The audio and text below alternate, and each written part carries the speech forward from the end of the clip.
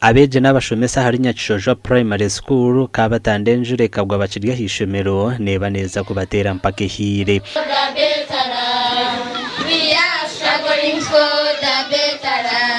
ishomereri ni rya government kandi rgatandika mu mwaka gwa 1992 abebembezi bartayayire kandi baraganso kugira icyo bakora ho kuruhwera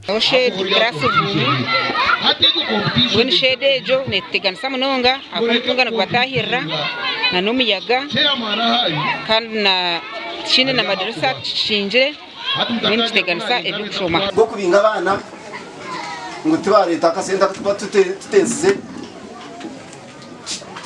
administration waza watanga korecho nja kwesha ngumbura imezi bwana hata naza kuzumu district oku na education fona mabati agukushakara kiriya natugarke tufune mu sente za renovations erishomero nindagana sango mu myaka ebiri from now Merza ko rishomero rungi munonga mukuru w'ishomereri ashabira bebembezana n'abazide okuhagira ishomero ryabo ubwe government eriko batekatekaho gukora renovation bahunduze byona by'ishomero shabangu batombekere dire classe z'umara atkuruno bajyango bakahandika kari erikabe rumu mashomera twakubitwa bitira ha tension kari kunkanyunganye mbenta kumanya nguna n'iki kintu nk'ekirubu ishomereri ubwahatiriye n'abeje birabar na mushanju bonka umugandi bakuru b'amashomero ga primary mu Rembo Mbarara bayireko kwerarkera abo kweyonzera komuze gukwibebuzo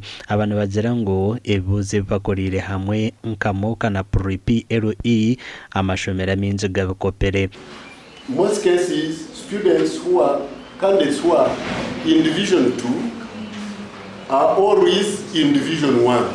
So when you find you have say 30 in division 2, you can count like 20. Kindly, this is from cheating exams in order not to be embarrassed. In this exam that we did, we realized that there is a school that could have cheated.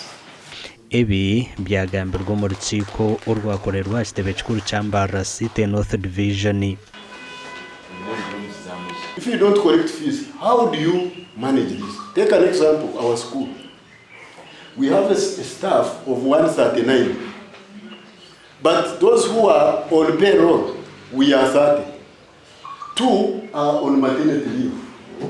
1 is on sick leave. And another one is preparing to retire.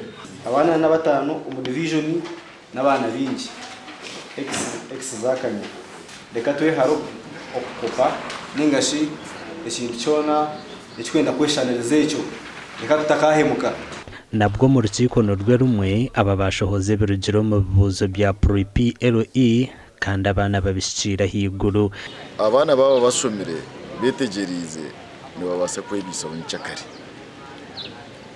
umwana kakubarije nabasa kubisaho muzire we namunonga ninterra umuranga abazire ngutushomese abana bitu first grade na yiniruka abo first grade with single digit and the first grade with 2 digits when hari kimwe kintu bashaba muturondere first grade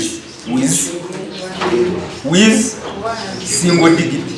Abana bakoze reje bahebwe biconco aha bwa TV West in the area Saratogusa na Juliet Charles Sima.